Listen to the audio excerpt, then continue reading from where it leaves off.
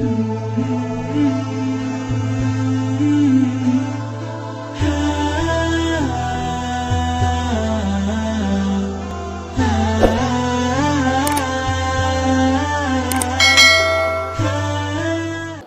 kita puji Allah, bersalawat kepada Rasulullah, Allahumma sholli ala Muhammad wa ala Muhammad. Perhatikan Bapak Ibu, ini tinggal 10 hari terakhir ini. Jangan sampai masa kita berbelanja, masa kita ngurusin bikin kue, masa kita ngecat rumah, ini mengabaikan kewajiban kita sholat berjamaah di masjid bagi yang laki-laki. Jangan pula mengabaikan bagaimana sunnah-sunnah Ramadan, yaitu sholat tarawih karena alasannya kecapean ataupun putus gara-gara nyicip itu yang namanya kue 1 loyang. Nah, nyicip ini kalau sudah terakhir-terakhir ini sudah sedikit 1 loyang juga habis batal dia. Jangan sampai lalai. Kenapa? Karena 10 hari terakhir ini Rasulullah ini malah beliau ini ngebleng. Tahu ngebleng bahasanya?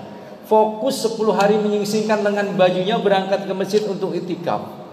Maka program di Masjid Al-Awal ini mudah-mudahan adalah malam yang dipakai untuk itikaf. Kenapa? Karena WC umum saja sekarang buka 24 jam. Mall juga buka 24 jam. Ya kan? Pom bensin buka 24 jam. Jadi masjid jangan hanya buka pas sholat 5 waktu saja. Pesan saya, hidupkan masjid ini 24 jam. Namanya Al-Awal. Jadi harus menjadi pribadi yang awalun. Yang pertama mempelopori itu masjid 24 jam hidup. Ini pesan saya yang pertama. Yang kedua, untuk mendapatkan malam Lailatul Qadar ini gak sembarangan Bapak Ibu. Dosa kita ini terlalu banyak banget gitu loh. Apalagi saya yang ngomong ini, Masya Allah, dapat apa enggak kita ini? Bayangkan kita akan dihitung 83 tahun kita ibadah, 1000 bulan seperti ibadahnya Nabi Sam'un. Ya, kalau kita bisa dapatkan malam Lailatul Qadar, di mana malaikat Jibril akan turun di malam Lailatul Qadar itu untuk mengatur segala urusan, mengabulkan daripada mencatat daripada doa-doa kita untuk dikabulkan di hadapan Allah. Cuma pertanyaannya, dosa kita ini terlalu banyak. Dapat apa enggak kita ini? Sementara kita nggak ada yang tahu tahun depan kita ini masih ketemu enggak dengan Ramadan. Ini catatannya. Maka mumpung masih diberikan kesempatan Bapak Ibu, nangis saya cengeng ini ya. Allah Akbar. Mumpung masih diberikan kesempatan, yalah kita kejar malam Lailatul Qadar ini, jangan disia-siakan. Kita isi malam Lailatul Qadar ini dengan kebaikan. Minta ampun sama Allah banyak dosa-dosa kita ini. Ya. Dosa kita sama orang tua, dosa kita sama pasangan, istri, suami, kepada anak kita, kepada tetangga kita banyak. Minta ampun. Dan niatkan untuk itikaf di masjid. Siapa yang beritikaf hari ini, maka dia dihitung insya Allah kalau dia dapatkan Lailatul Qadarnya seperti itikaf 83 tahun, 1000 bulan. Masya Allah. Maka bagaimana puasa kita ini? Seperti yang sudah masuk di YouTube saya sempat masukkan itu. Tulisan saya ini pernah dimuat waktu itu 2004. Sekarang trending tulisan saya.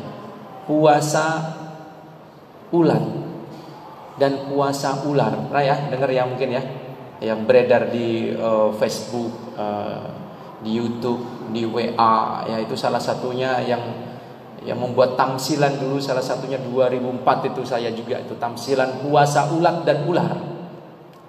Puasa ular itu seperti apa? Ular itu juga puasa sama seperti kita. Disampaikan bahwasanya umat-umat terdahulu pun diwajibkan untuk berpuasa dalam Al-Baqarah ayat 183. Sebagaimana diwajibkan atas umat-umat terdahulu, termasuk sebagaimana ular juga puasa. Nah, kita harus mengambil ibrah. Ular itu puasa, puasanya itu untuk memperbaharui kulitnya supaya halus lagi. Tapi coba tengok, ular itu begitu sebelum puasa dia makannya masih sama, rakus, menyakiti kerjaannya. Dia puasa untuk membersihkan kulitnya supaya halus, tapi begitu sudah halus dia, sudah selesai dia berpuasa berhari-hari, beda yang namanya ular ini. Namanya masih tetap saja nama ular. Makanannya masih saja sama. Ya, sifatnya juga masih suka mematikan masih sama. Masih suka membuat sakit masih sama. Ya, jalannya ular juga masih sama, ngesot, tidak berubah sama sekali. Begitulah tipikal manusia yang mereka ibadah puasa Ramadannya seperti ular, tidak berefek sama sekali. Sebelum Ramadan dia suka ngomong yang keji, masih keji dia. Sebelum Ramadan dia suka mencaci, masih suka mencaci dia selesai Ramadan. Makanannya dia masih makanan yang haram-haram, yang subhat-subhat. Habis Ramadan masih sama saja dia.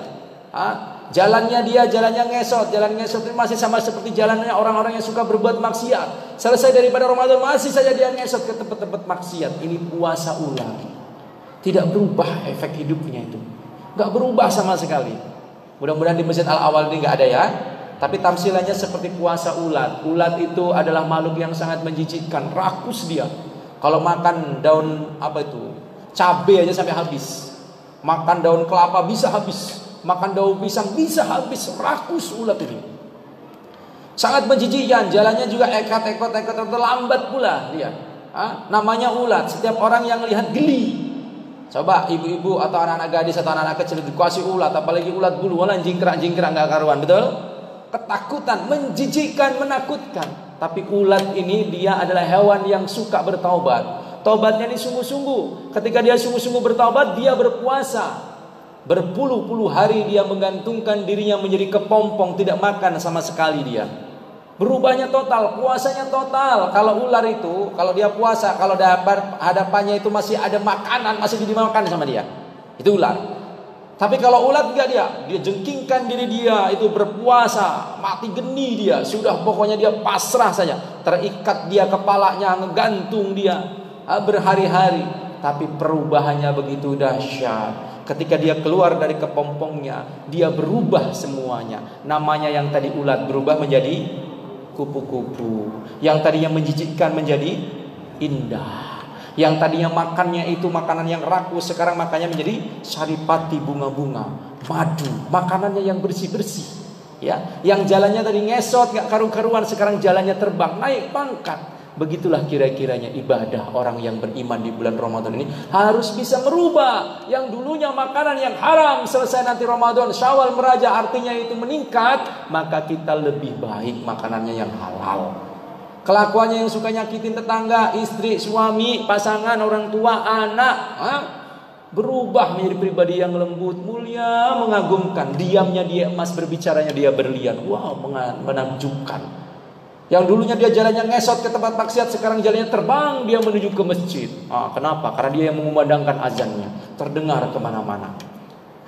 Yang namanya dulu panggilannya guru, kau pencuri, kau pezina, kau tukang mabok, kau tukang yang gak pernah sholat. Berubah setelah Ramadan, dipanggilnya orang yang sholih, orang yang taat, la'allakum tattaqun, menjadi pribadi yang takwa. Ini adalah pesan ular dan lalat yang kita ulat dan ular yang kita bisa ambil ibroh pelajarannya. Yuk, mudah-mudahan malam hari ini, malam 21, kita diberikan kekuatan untuk merubah diri kita semuanya. Sudahlah, ya yang lalu biarlah berlalu. Ayo kita sama-sama taubatan nasuha. Semoga kita bisa diterima amal ibadahnya, dan nanti Idul Fitri di sini bisa diadakan sholat Idul Fitri. Kenapa harus sholat Idul Fitri? Walaupun ini ada anjuran ya, bukan melarang sebenarnya pemerintah, tapi anjuran untuk lebih hati-hati dalam protokol kesehatan. Kenapa? Karena banyak saudara kita yang setiap hari tidak sholat, 5 waktu tidak sholat, tapi mereka pulang kampung, datang ke rumahnya, datang ke tempat orang tuanya, setahun sekali kadang mereka itu kepingin sholat Idul Fitri.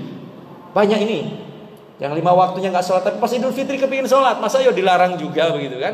Nah, jadi sangat menyedihkan. Mudah-mudahan nanti disepakati di masjid ini, mudah-mudahan diberikan kemudahan untuk bisa sholat Idul Fitri dan berjalan lancar. Ibu-ibu juga yang bikin rendang, kalio, jangan sampai lalai itu Bu ya. Mudah-mudahan anak-anaknya yang jauh bisa datang, yang nggak bisa datang, misalkan sekarang sudah ada WhatsApp, sudah ada video call, memudahkan. Jangan sampai terputus tali silaturahimnya, dan terus menyambungkan itu tali silaturahim untuk menambah rizki dan memperpanjang usia kita. Ini